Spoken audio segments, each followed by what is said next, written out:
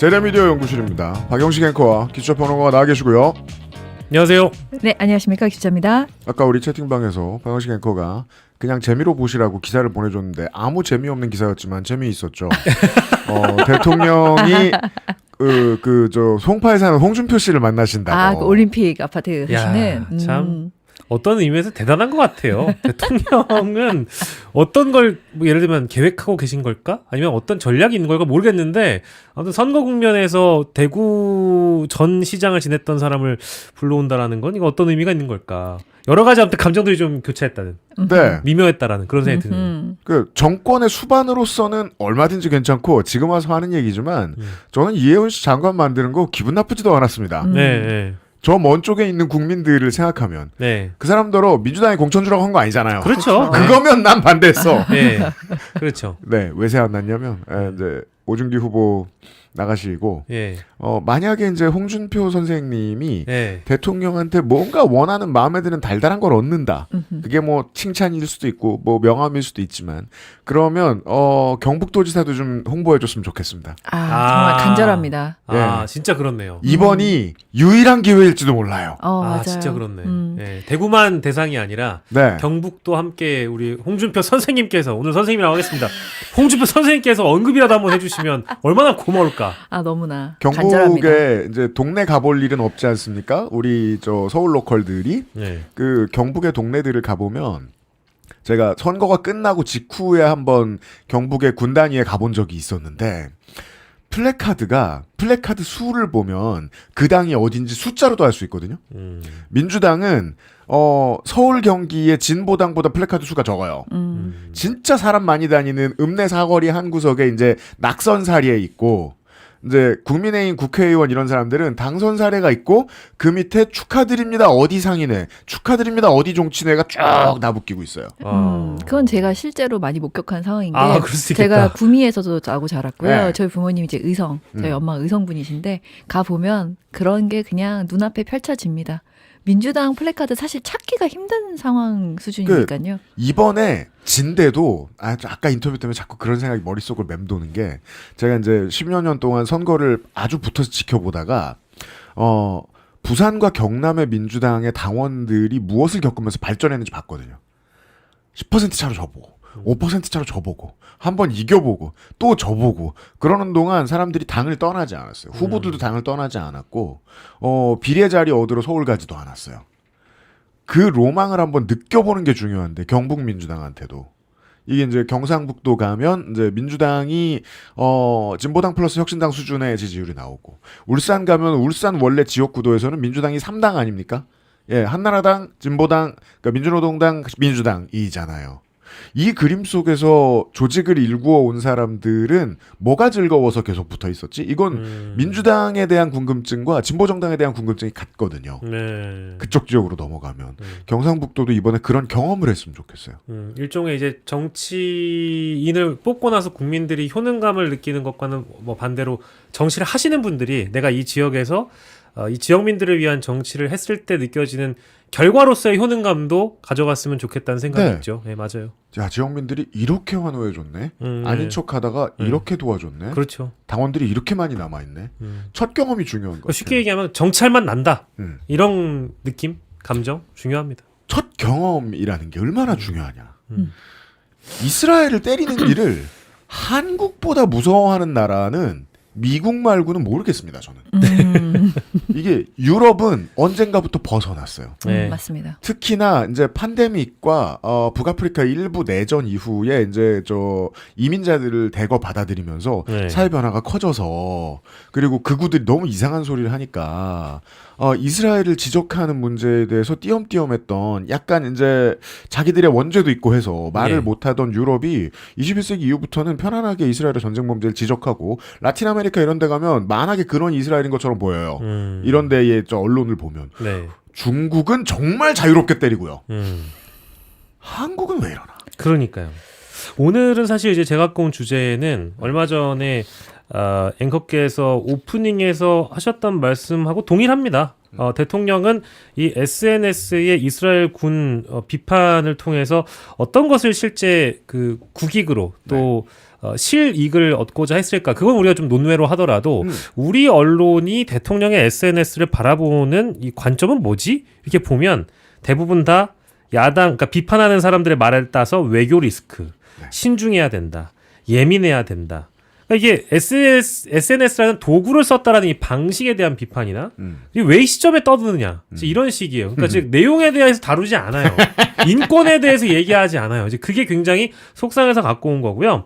그래서 뭐 여러 가지 맥락들에 대해서는 여러분들이 이미 다 아시겠습니다만은 대통령이 4월 12일에 특정 영상을 공유하고 그 관련된 내용에 대해서 일부 정정을 또 거치기도 하면서도 그렇죠. 요르단강 서안에서 촬영된 소위 이제 그 시체를 발로 차서 떨어뜨리는 이 영상은 어쨌든 반인권적 행태이면 분명합니다. 그거 뭐 달라지지 않아요. 네. 네, 그래서 청와대 전은수 대변인이 어디까지 정리를 했느냐. 비극적인 역사를 반복하지 말자는 평화와 인권의 메시지로 보아주면 될 것 같다. 뭐 이게 팩트거든요. 네. 여기까지 정리가 잘 된 거예요. 근데 지금까지의 상황을 그러면 언론들이 어떻게 봐왔는지 네. 제가 오늘 두 가지 기사만 볼 건데 왜냐하면 조중동은 사실 굳이 제가 인용을 안 해도 될 것 같은 거예요. 한 번쯤 쉬어도 괜찮아요. 그러니까 이제 이 해당 문제에 대해서는 네. 조중동은 안 해도 될 것 같더라고요. 네. 근데 다만 그래도 조금 가치 판단을 해줄 것 같은 보도 채널이라든지 특히 이제 경제지 같은 경우에는 이 이스라엘 비판 문제가 우리 경제와도 관련이 있는 문제니까 물론입니다. 인권에 대한 비판을 하면서 대통령이 무엇을 경제적으로 얻어가려고 했는가 이런 거 짚어주면 좋은데 경제지에 나와 있는 칼럼도 매한 가지인 것 같아서 오늘은 YTN 기사와 아주경제의 칼럼을 갖고 왔습니다. 네. 일단 첫 번째 YTN 리포트를 보면은요. 일단 제목이 이렇습니다. 이 대통령 이스라엘군 영상의 전시 사례 이거 원래 이렇게 하면 안 되는데 앵커랑 비율이 같다 보니까 예. 이재명 대통령하고 더블 앵커인 것 같죠? 얼핏 저런. 보면은 네. 보도 채널에서는 주로 이런 백사고가 흔히 나긴 합니다. 뭐 사고라고 보기도 어려울 것 같지만 제가 PD면 혼날 것 같아요. 요거는 신경 좀 당장 써야죠. 크게 안 줄여? 요거는 이러면서. 신경 좀 써야 될 것 같아요. 아, 저 네. 나란히 앉아 있는 것만 같네요. 예, 그렇잖아. 차라리 더 크게 잡든지. 예, 근데 한 명은 핀 마이크고 나머지는 구스넥이야. 예. 이런 엉터리. 자, 죄송합니다. 그래서 네. 요 이제 영상을 보면 앵커 도입부에는 요런 문장이 나와 있습니다. 이게 네. 사실 별 문제 없이 지나칠 수도 있는 거지만 자꾸 걸리는 표현이에요. 뭐죠? 이재명 대통령이 SNS에 이스라엘 군이 팔레스타인 어린이를 고문했다는 주장이 담긴 영상을 공유하며 전시 사례라고 비판했는데 이게 논란이 됐습니다. 라고 앵커의 하는데 리드 멘트를 말씀해 주신 거예요. 이재명 대통령이 소셜에 이스라엘 군이 팔레스타인 어린이를 고문했다는 주장이 담긴 영상을 공유하면서 전시 사례라고 비판했는데 이게 논란이 됐습니다가 진짜 소스죠. 그렇죠. 근데 이제 이게 논란이라는 단어를 언론이 너무 쉽게 쓰는 방식에 대해서 저는 늘 비판을 해왔는데 논란이라고 해버리면 그냥 같이 판단 안 하고 그냥 현상적으로 지금 누군가가 하나의 주제를 가지고 갑론을 박하고 있다. 뭐 이런 취지의 글이라고 볼 수도 있겠지만 잘못 쓰면 대통령이 해당 내용을 SNS에 올린 것 자체가 논란이 될 수 있다. 라고 읽혀지기도 하거든요. 박영식 앵커는 저 자리에 앉아 있어 봤잖아요. 저 네. 회사는 아니지만. 그렇죠. 논란입니다를 하루에 몇 번쯤 읽어야 될 거예요. 몇 번쯤이 아니고요. 수십 번 읽어요. 예. 하루에도 수십 번 읽어요, 사실은. 그때 물론 바쁘지만 예. 틀리지 않느라 네네. 예 바쁘지만 네. 가끔 이상한 생각이 들기도 해요. 많이 들죠. 그래요? 예, 점점 더 많이 들죠. 나이 먹어가면서 뭐 주는 대로 읽는 수준을 넘어가서 생각을 할 수 있는 그 앵커가 되는 순간 좀 이상하다. 이제 우리 회사는 네, 제가 프롬프터를 읽으면 제가 쓴 걸 읽기 때문에 예, 아무 문제가 없어요. 저 그냥 발음만 신경 써요. 예, 근데 박영식 앵커 같은 이제 진행하시는 분들은 남이 이상하죠. 써준 걸 읽잖아요. 그렇죠. 근데 글자가 크단 말입니다. 프롬프터는 그쵸. 우리가 이렇게 보고 있잖아요. 예, 예. 그러다가 이상한 소리가 나와. 예. 그럴 때는 읽다가도 뭐 이 새끼야? 이런 경우가 있어요. 전시 사례라고 비판했는데 이게 논란이 됐습니다. 이제 이런 경우도 있어요. 그러니까 하고 나서 카메라 앞에서 이게 논란이 됐습니다. 논란이 돼요, 형님? 기초자 기자의 보도입니다. 이래놓고 야 근데 이거 좀 기초자는 그런 거 문장이 이상하지 않아? 하지 이럴 때가 않았어. 있거든요. 아 진짜 있어. 근데 이것도 약간 오묘한 거예요. 오묘한 거고 그리고 중간에 기자 리포트 중반에 보다 보면 네. 이런 멘트가 나와요. 알고 보니라는 표현이 있거든요. 이것도 사실은 별 문제 없이 쓸 수 있다고도 생각하시는 것 같아 기자님들이나 알고 보니 언론사에서. 해당 영상은 지난 2024년 9월에 촬영됐던 것으로 파악됐습니다. 아니 이 대통령의 트윗 어디에도 촬영 날짜를 가지고 시비 건 건 없어요. 그러니까 이게 정정을 이미 한 내용이고 네. 그러니까 이게 알고 보니라는 표현은 알고 보니 뭐 가짜였다. 알고 보니 기추자가 뭐 어떤 인물이었다. 이제 이런 맥락에 많이 쓰는 단어잖아요. 그러니까 무슨 뭐 박영식 앵커를 누군가가 비난하려고 해. 네. 근데 뭐 상관없는 문장을 취재를 했어. 예. 그다음에 알고 보니를 붙이면 예. 비난조가 되잖아요. 그렇죠. 한국인들은 그걸 알아요. 맞아요. 알고 보니 박영식 앵커는 은평구에 거주하는 것으로 파악됐습니다. 그렇지. 그러니까 은평구와 관련된 아무 문제도 없지만 그게 알고 보니 이상한 그 게 알고 아니잖아. 보니 결혼할 자식이 있는 것으로 그러니까 이게 많은 오해를 낳는다고요. 이럴 수가. 예. 그쵸? 예. 근데 이게 별게 아닌 것 같죠? 앞에서도 얘기했던 이게 논란이 됐습니다와 알고 보니라는 표현은 시청자로 하여금 많은 오해를 어쨌든 불러일으킬 수 있다. 맞아. 알고 보니 은근히 마법의 단어예요. 그러니까 리포트의 톤이 알고 보니 대통령의 말은 실수였고 잘못됐다, 가짜뉴스에 낚였다라는 이미지만 가져가게 된단 말이에요. 그리고 기자의 마무리를 보면 두 가지가 걸리는데 기자가 마지막에 이렇게 마무리해요. 이재명 대통령의 잦은 SNS 소통이 빚은 해프닝이라는 평가와 함께 예민한 외교 사안을 언급할 땐 신중을 기할 필요가 있다는 목소리가 나옵니다. 이렇게 나오는데 네. 해프닝이라는 게 그러니까 뭐가 해프닝이라는 거예요. 그러니까 이재명 대통령의 잦은 SNS 소통이라는 게 가끔씩 사고도 나고 하니까 이게 네. 별일 아닌 것 같은 해프닝이라고 여기라는 거예요. 아니면은 이 지금 대통령이 정정한 이 내용을 보면 국제법 위반이라는 이 본질적인 메시지를 유지해가고 있는데 이걸 그냥 해프닝이라고 넘겨버리면 대통령이 잘못한 게 되잖아요. 네. 그죠? 그리고 신중을 기할 필요가 있다라는 게 이게 제가 제일 싫어하는 게 내란에는 중립이 없어요. 네. 인권의 중립이 있습니까? 그 대통령이 지적하고 싶은 거는 반인권, 보편 타당한 문제를 지적한 거잖아요. 근데 여기에서 이제 신중을 기해야 된다라는 거는 그러면 인권 앞에 우리가 신중하자는 얘기인 건지라는 생각이 들어서 언론의 이런 전형적인 기만적 중립 수법을 제가 별로 좋아하지 않거든요. 근데 요거를 이제 지적하고 싶어서 갖고 왔고요. 게다가 저 신중을 기할 필요가 있다는 목소리도 네. 꽤 자주 쓰이는 스킬인데. 자주 나옵니다. 네. 여기서는 이 알고 보니 뒤에 나온 상관없는 이야기는 상관없고 비논리적이니까 뭐 빼준다 쳐요. 네. 그러면 신중을 기하는데 무엇에 신중을 기하느냐라는 질문이 나오는데 이런 네. 문장은 거기에 대답을 해주지 않잖아요. 그렇죠. 이게 이스라엘 관련 보도의 공통점들이라는 거예요. 맞습니다. 이스라엘을 때릴 땐 신중하라는 소리라면 그건 언론인들이 비겁하다는 뜻이잖아요. 그렇죠. 예. 예, 그리고 이제 이걸 저기 지적을 할 때도 이것도 기술인데요. 목소리가 나옵니다. 그렇죠. 했다는 지적입니다. 어제 노래방에 너무 오래 있던 사람이 하는 말인데 오 목소리가 나옵니다. 아니 근데 그 목소리의 주체가 누구냐 이거죠. 근데 이제 보면 네. 어떠어떠한 지적도 나옵니다. 어떠어떠한 목소리가 나옵니다를 따라가 보면 주체를 명시하는 경우는 전문가들을 인용할 때 그때는 나오죠. 근데 이건 그냥 하지만- 기자가 하고 싶은 얘기인 건지 누구의 목소리인지 모르는 거예요. 하지만 이 기사문을 들어보면 네. 필요가 있다는 목소리도 나옵니다. 그 다음 줄은 뭐죠? YTN 정인용입니다. 즉 내 목소리입니다. 그런 거죠. 네. 그렇게 번역해 주시는 게 가장 정확하고요. 정말 관행적으로 쓰는 네. 지적입니다. 목소리가 나옵니다. 이제 요거에 대한 이제 지적을 한 거고요. 그래서 이 문장 단위로 우리가 오늘 좀 뜯어봤는데 네. 인권은 배경이었고 결국 리스크만 주인공이 된 격이죠. 아주경제를 아까 소개해 주신다 그랬습니다. 예, 이제 아주경제로 가겠습니다. 아주경제는 제목이 대통령의 SNS와 외교 리스크인데요. 네. 여기도 인권은 없어요. 그리고 첫 문장의 시작을 이렇게 합니다. 이재명 대통령의 SNS가 외교적 논란으로 번지고 있다.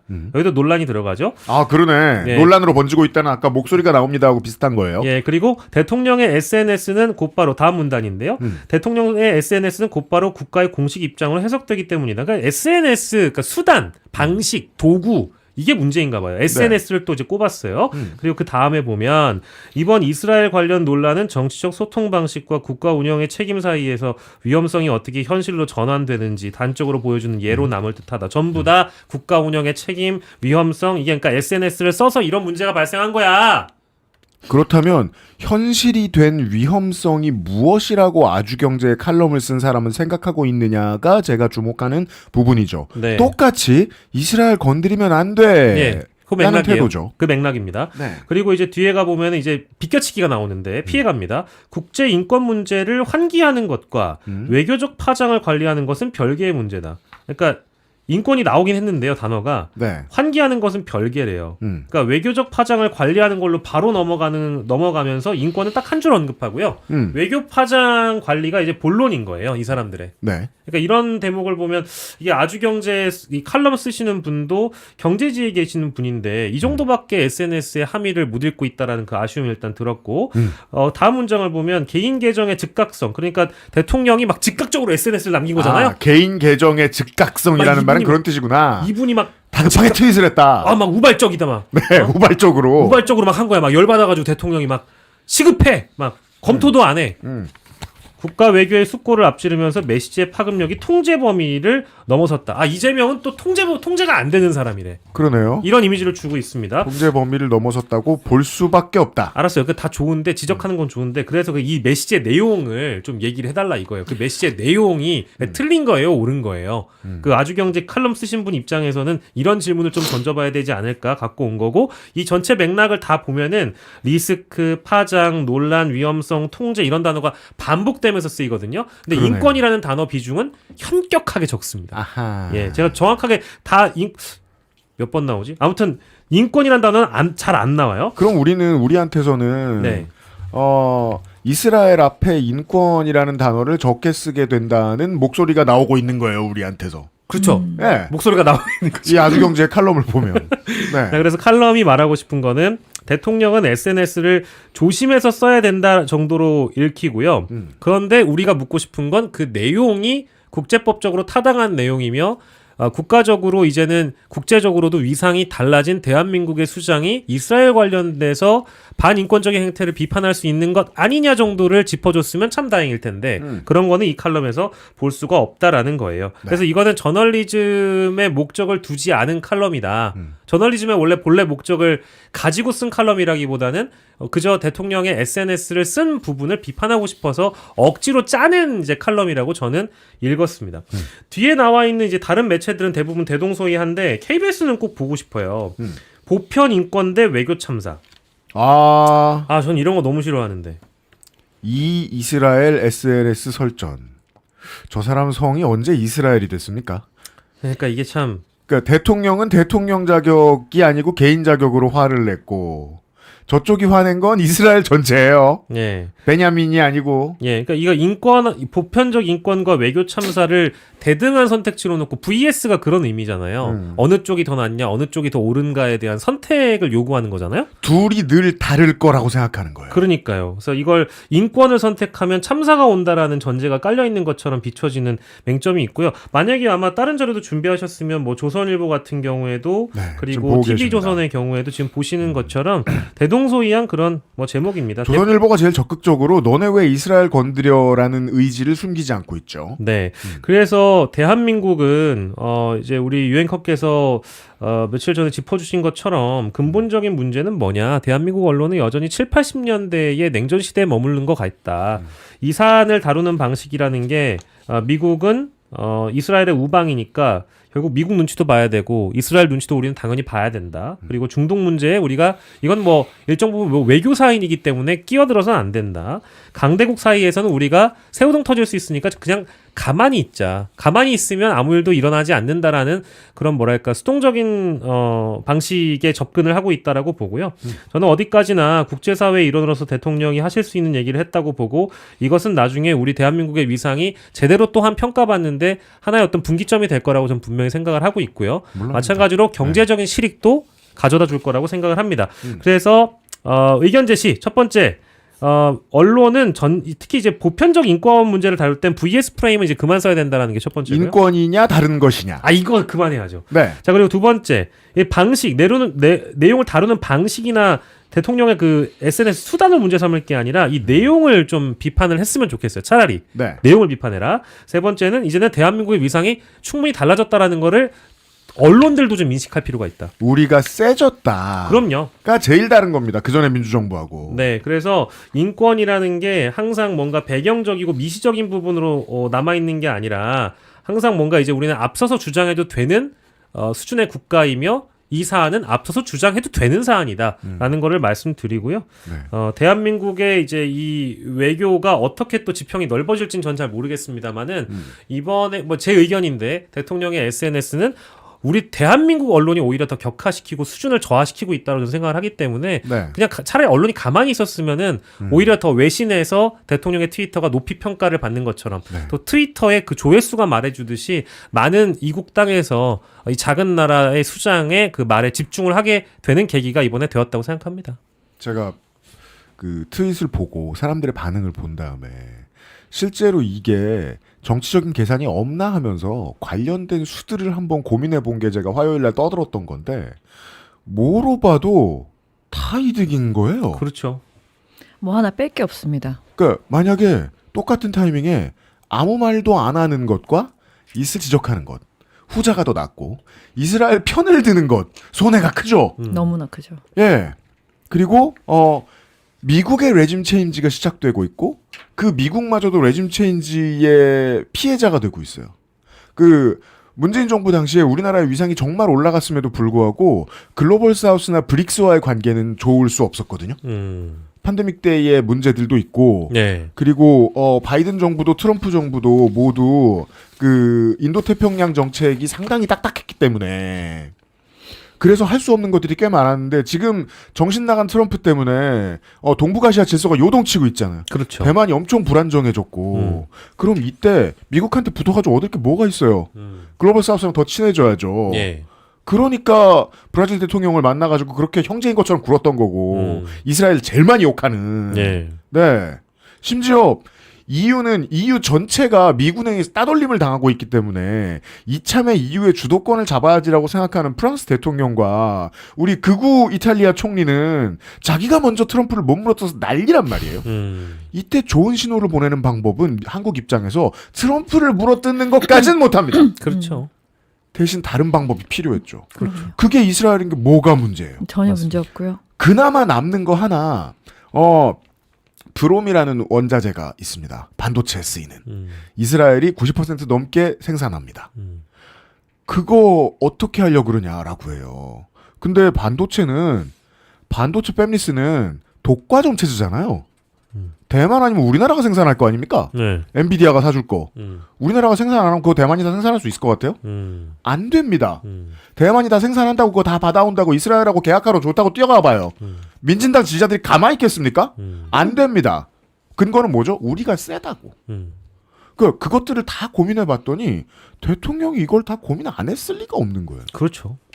저는 철저한 외교적 조언에 따라서 했다고까지 생각을 했습니다. 왜냐하면 저는 진짜 와 델롬 데일이라는 생각을 좀 했던 게 트위터에서 자동 번역 기능이 들어오고 언어적으로 전혀 거리낌이 없는 그 뭔지 쫙 한국어로 모르시는 분들이 많은데 아. 트럼프가 아니야. 트럼프 친구. 일론 머스크요? 네, 머스크 선생님. 저 X.com이 자동 번역을 도입하면서 생각보다 높은 수준으로 전 세계 언어가 번역이 돼서 지금 트위터 유저들이 저 농담은 저런 거구나. 맞습니다. 브라질 사람들은 왜 포르투갈 사람 욕만 하고 있지? 이런 걸 쳐다보고 있는 거예요. 한국 사람들 얘기도 하고 막 이러면서. 맞습니다.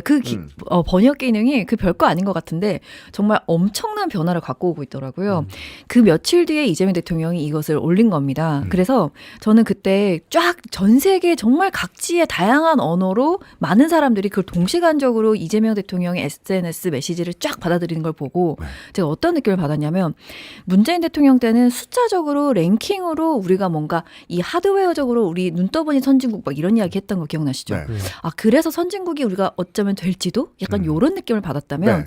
기본적인 안에 내면에 있는 우리는 뭔가 항상 약소국이라는 이런 느낌의 것들이 좀 있었단 말입니다. 21, 22년에 방송인들이 선진국이라는 단어를 쓰는 걸 매우 저어했죠.